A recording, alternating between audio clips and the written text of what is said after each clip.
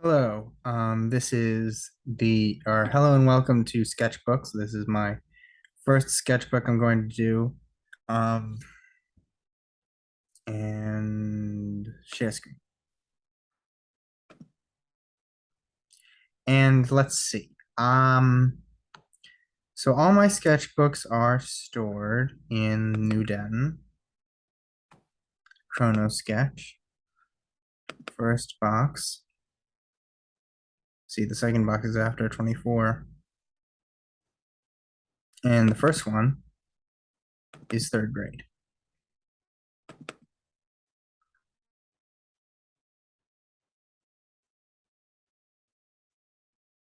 So as you can see, the first sketch is a rose. It doesn't really look like a rose, but my mom taught me that that was how to draw a rose. So I kept drawing it over and over again, hoping it would look like a rose eventually. Um, there's a table set with a the cat. That was the I was obsessed with my cat, Samuel. Um, and I drew a lot of cats. There's trying to practice shading with a snake slithering through the creek. I was afraid of that. I was afraid of snakes in the creek.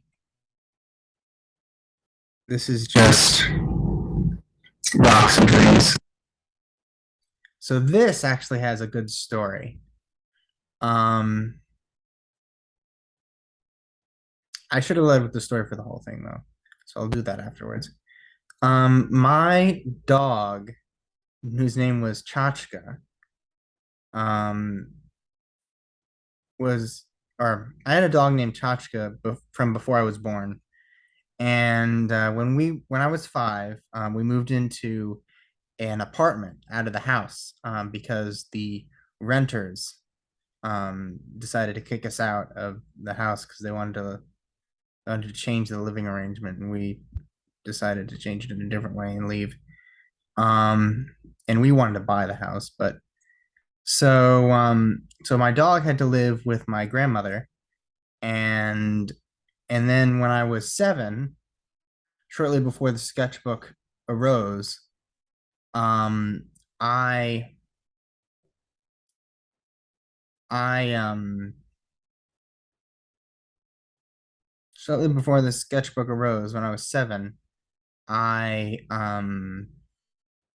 asked for the dog back, and what had actually happened is the dog had died. But my grandma said, or at least they thought my mom couldn't take care of the dog, which is what they said really recently. But the dog had died, and what my grandma said is that my dog had fallen in love with her dog, Schnoodle the poodle, and and he couldn't bear to come home with us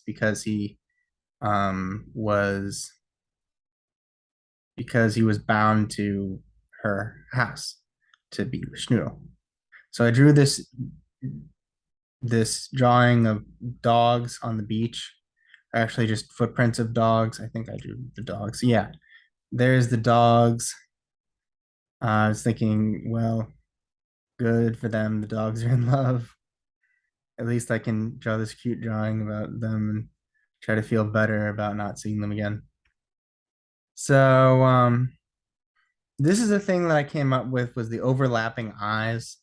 The overlapping eyes, I thought would be indicative of monsters, and I saw monsters everywhere because I was 8 years old. Um, the story of this whole sketchbook is that my is that when I went to Carver Elementary, they um they noticed that I couldn't stay in my seat, and I would walk around the classroom and I would talk too much, and I would get out of my chair and hide under my desk if something happened, or if something was too overstimulating. So they decided that I would need to work on something the whole time in order to stay at my seat. So, and they gave me these sketchbooks. And I drew whatever I wanted in the sketchbook. But but yeah. Um, eventually, the things that I drew in my sketchbook would become my inventions, and or actually in the next year they become my inventions, and in and they were used to apply the things that I learned in class. So they weren't just random, or they weren't just distractions. They were actually helping me learn the material. See what I did with the monster eyes? This one's a bull, and I got a bird.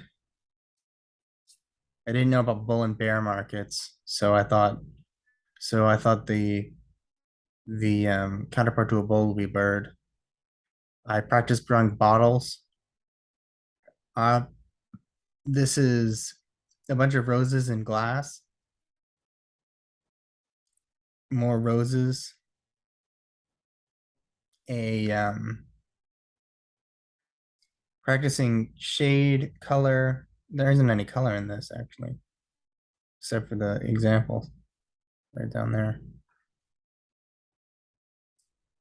Texture. I think somebody's walking the dog across the creek. Sun, moon. Trying to draw the sun and the moon, the stars, just showing examples of what I could draw. And you can see that that moon is very special because I had near perfect, or I had better than perfect vision at that time. So that meant that when I looked at the moon, I just saw all the fine craters and I saw them as really far away and on a tiny dot. But now when I look at the moon, I see the Mariahs in the face. I didn't see that at all then because I couldn't, because actually my vision was too good. This is just a mess of tubes. I think people are going through the tubes. See,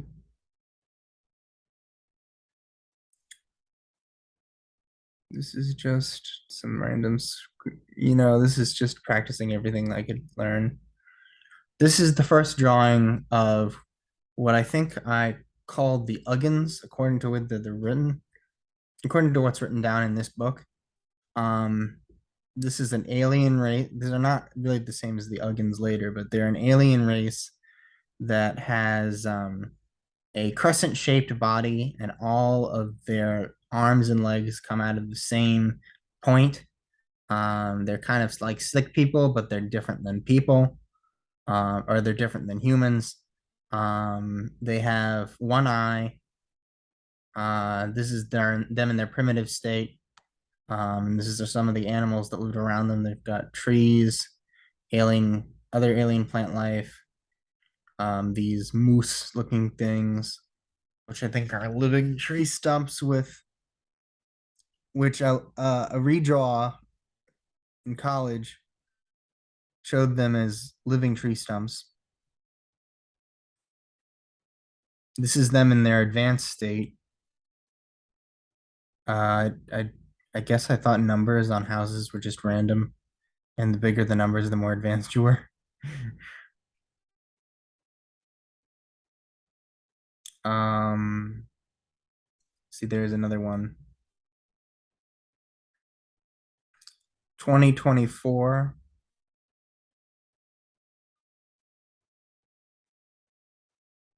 That's a meaningful thing. Is that J? Is that a G? That's like an online G. No, it's a J393. I really was a different person. 2024 might be the 2044 age.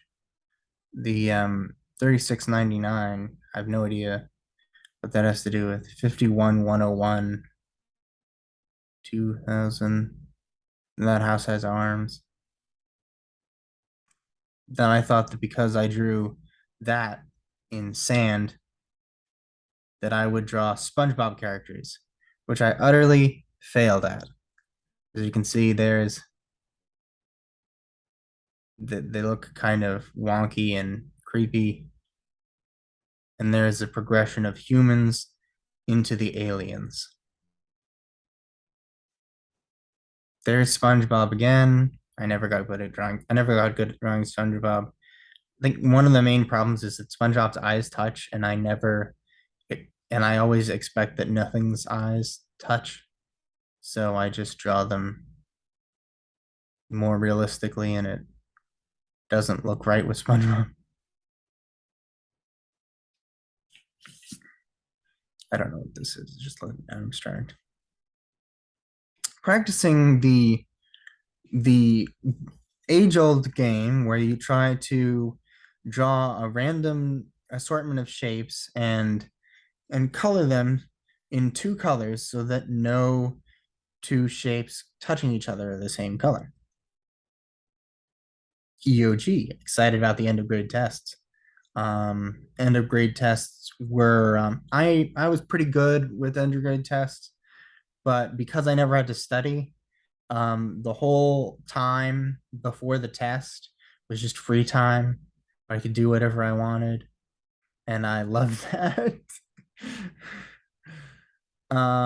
There's the cats again, the roses, the monster cat, writing my name, third grade. Think an abstract, sort of in a modern style. That's a description that they gave me a list of things to draw on it was a test of some sort. So in fifth grade no, sorry, not in third grade. On fifth grade. I thought it was fifth grade, but it must have been third grade. Third grade near the end of the year, they said they described this whole room and they said that if you if you don't remember everything right in the room, then something specific was wrong with you, but it was different than having ADD, which I was which I knew I had, and so people just thought it was because of ADD.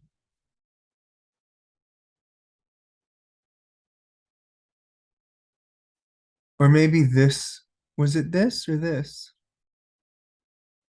I think I think this is my own room. Yeah. There's more of that. All Daniel can do special. It's misspelled because 8 years old and practice. Puzzle pieces. Can you make the alien? Is that it?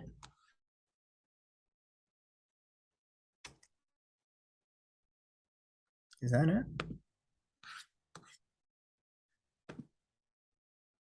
Yeah, I think that's it. I'm gonna go into fourth grade now because I think it's been too little time.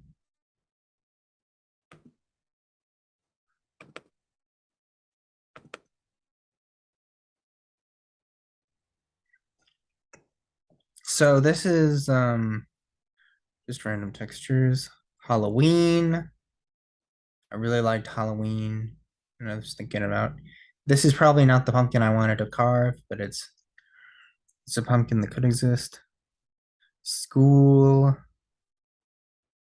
I don't know if art class had me wanted um asked me to do that where you draw a picture with things that exist in the um in the category you're writing the name of. But that's what I did.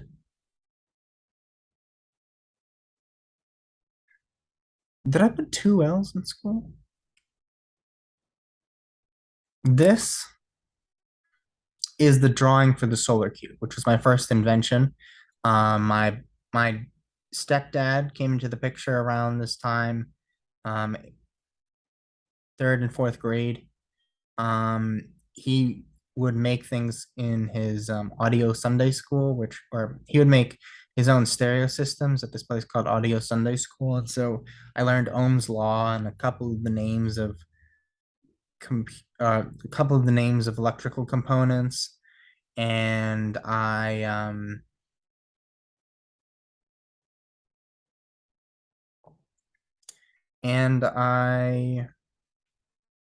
decided to create an invention. I tried to create my first invention, the solar cube. And this solar cube was designed based on the Cub Scout camping trips. I knew that that fire was not as green as solar power. I thought I wouldn't say that I knew that fire was not as green as controlled burning of coal and natural gas, but I knew that campfires were big polluters proportional to how often they were used.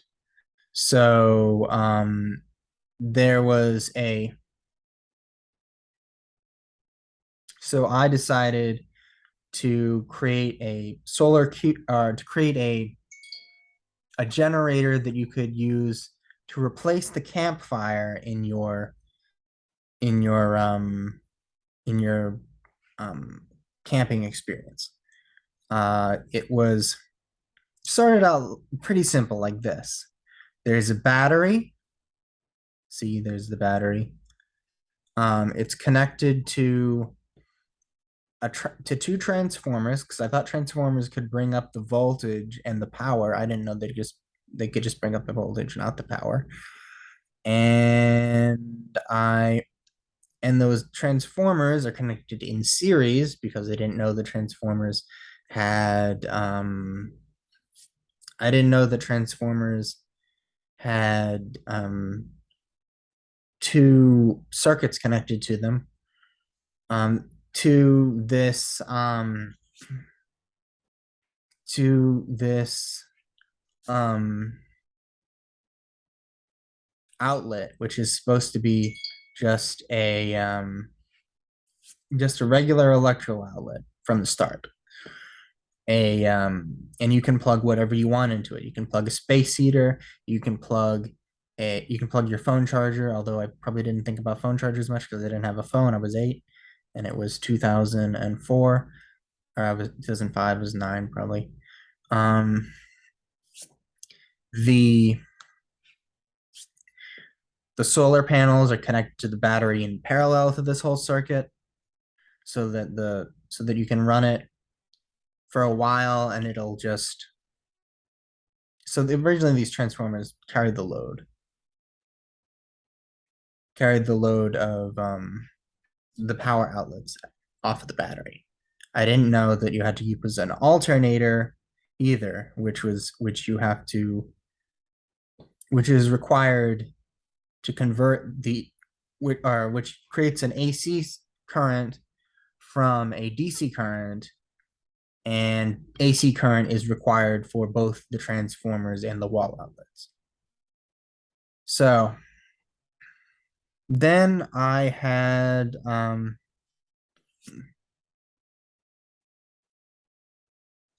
can't read what that says. This is a thick person comic. Mom see pup. Yeah, and it is a dog. He's walking the dog, and then they're on a they're on a rock, hurtling through space, and bonk, and I don't know. I have no idea what this is. So anyway, this is a sphere. Trying to render a sphere. That's a difficult task. These are drawings of the insides of the solar cube again. As you can see, you're also, or as you can see, it continues to evolve and be basically the same. There's the outside of the solar cube. I added an antenna because the antenna was supposed to take radio waves and convert them into energy. I thought that was, I thought it would be good to expand the purview of the solar cube's energy sources in order to get the larger source of power I would need. Um, I covered the outside in solar panels instead of just putting them on the top. So they were, so that was where the solar cube got its design, although it looks sort of like the alarm clock that I had, which was plastic and had rigid and had squares sticking out all over it. There's the solar cube again. The front with the two outlets, drawing amoebas. Now here's the solar cube again. Solar panels, electrical wires are connected to the battery. The battery is connected to the the battery is connected to the alternator. Actually, no, sorry. The battery is connected to the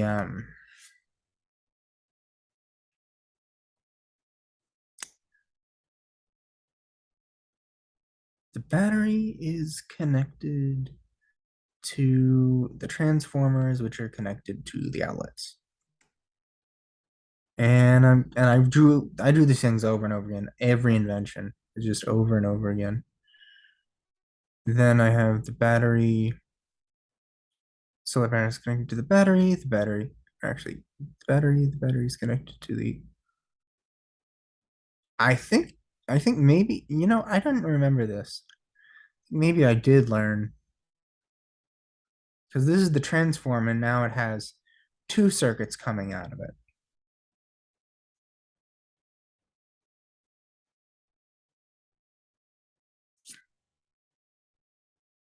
Topographical maps, learned about those in school. I was applying that knowledge. See, that's me using the sketchbooks for good. Tried to make a topographical map, something, I don't know. So at this point, the solar cube was getting a little complicated because I realized that the the power coming into it from the sun was never going to be enough to power the to power all of the devices you would need. So I designed um I designed my own versions of the devices that would run off the small amount of power the solar cube provided. Now I didn't really know how to calculate power, so what I actually just did was drew schematics for the standard version of the same of those devices that already existed. Okay, so let's see. You have a lamp, a space heater, a cooking stove. Hmm,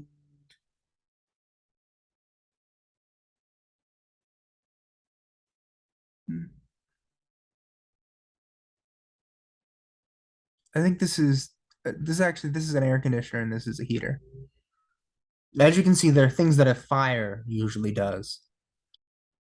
This is Dory as the fish on the wall.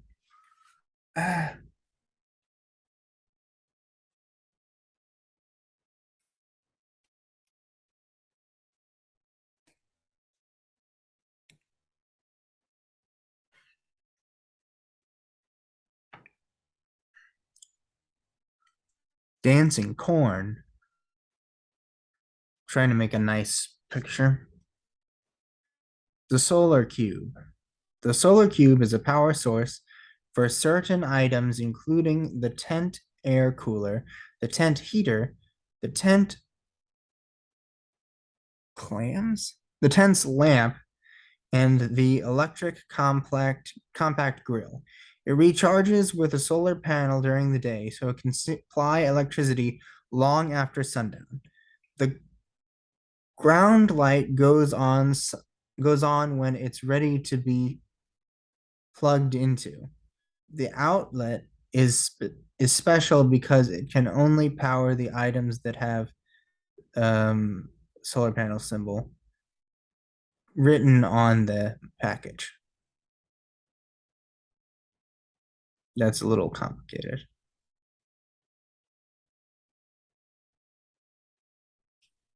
A little bit more complicated than I thought it had to be. Shape, cube, main style blue, solar panel, green light, resistor, battery, chip, and see, here's a new version. Transformer, special outlets. So there's the chips that go to the special outlets. That's what these things are. They're just special chips. And you see the transformer is now hooked up to one circuit instead of two, with one amount of power going in, or with one amount of current going in and a different amount of current going out.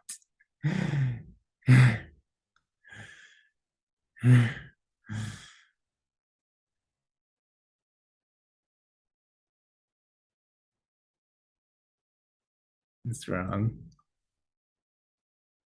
Stairs. I think those are, I don't know what those are.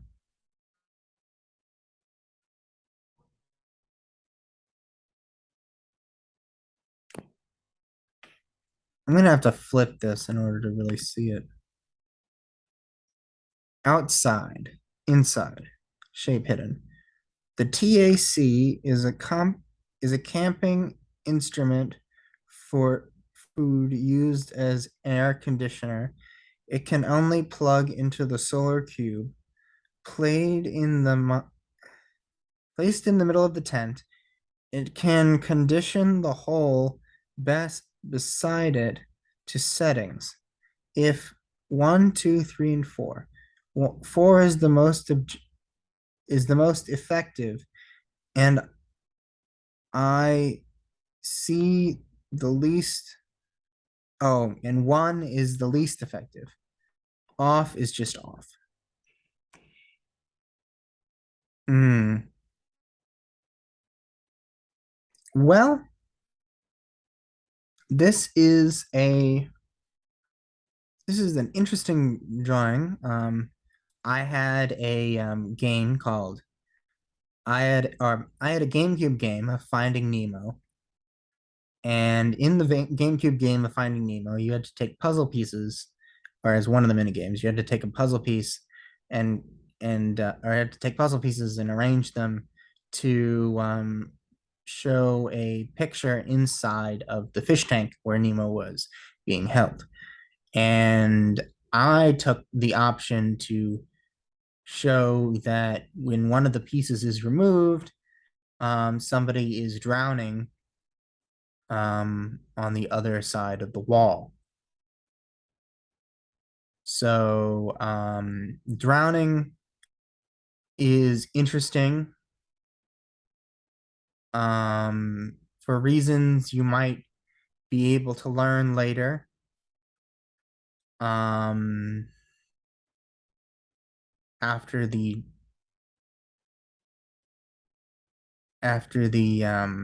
symbolic death. Um, the the story basically goes that when I was 6, I when I was 6 years old, I was swimming in the neighborhood pool, and my mom's friend was watching me and her son. So I decided that even though I didn't know how to swim on the surface of the water and I could swim, I had come up with a good swim that allowed me to get around under the water. So I decided that I was going to try to swim out into the deep end and then just jump off the bottom to breathe. And I was hopping up and down, and I went into the deep end, and I just and I eventually got into a place where it was too tall for me to jump to the top. So I was so it was almost making it to the top, and I kept breathing in bits like gulps of water. I kept going,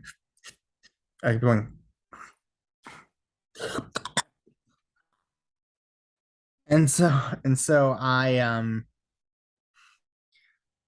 so eventually, because I was breathing in little bits of water, I started to throw up, and and I said, and I looked at my mom's friend, and she said, "Well, you should you said if you're gonna throw up, you should get out of the pool." And I was like, I'm trying to get out of the pool. I think I did end up hopping back into the shallow end and then getting out of the pool, but it always stuck with me that someone who didn't have a close relationship wouldn't save me from drowning. So I always thought that if if my mom was there, she would have saved me from drowning. If I had a girlfriend, which I would think of later, she would save me from drowning, and it would mean something. But that was the that was my that was how I got into that.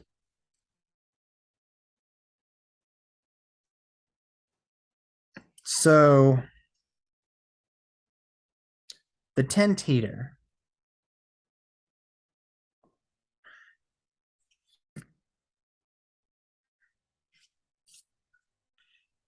Okay.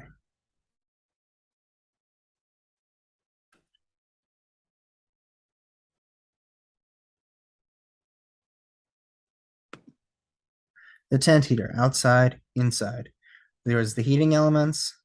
We put it, they're hooked up to the plug.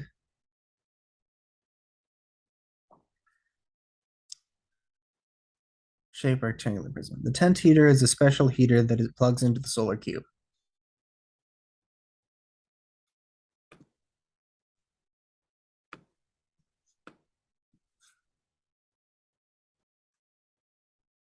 Okay. Trying to draw like a nice fancy starlight thing. Those are oranges. I guess I thought that would be cool. Very sort of artsy. This is a you notice I've changed the design. Shape, circular prism. To make light on off button. The tent lamp is a machine is a something of the solar cube. It has an all around turn. All right. The tent lamp is a miniature lamp that plugs into the solar cube. It has an all around button that that can be used to turn it on or off from anywhere around it. Oh, it has an all around button. So this button is stretched around the whole lamp. So you can get on any you can be on any side of the room and push the button and it'll turn on the lamp instead of just having a button in one place. See, all around the lamp.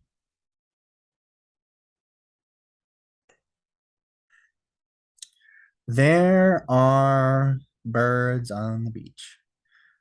Pretty. This is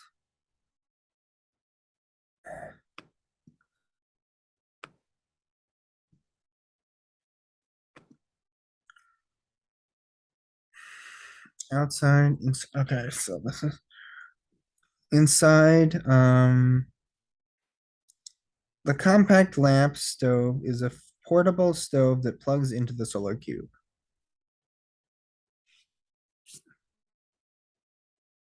I didn't know Kirchhoff's laws then, but I think I learned them before recently. So so this had to have these things on different circuits because I thought the current could only take the path of least resistance. I was told it takes the path of least resistance. So therefore it only takes one path, which is not true.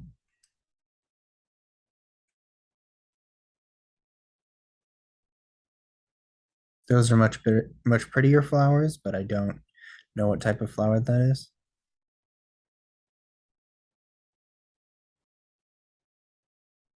Metaphor.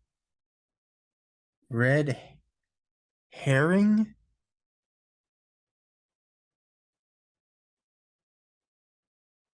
Boo Duke new fad. Yeah, I didn't like how the I didn't know how sports centered people in my classes were becoming because they were getting excited about UNC games. However, I think UNC has a bottomless pool.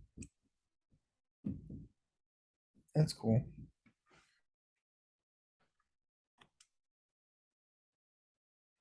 Phonobot. So I made this whole series of spy bots.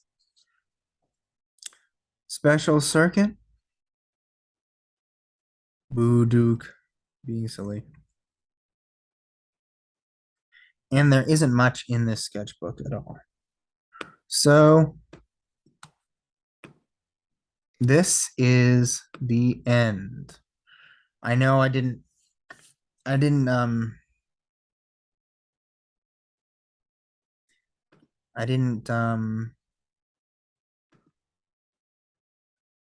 make that a big deal, but not in the sketchbook, but yep, that's the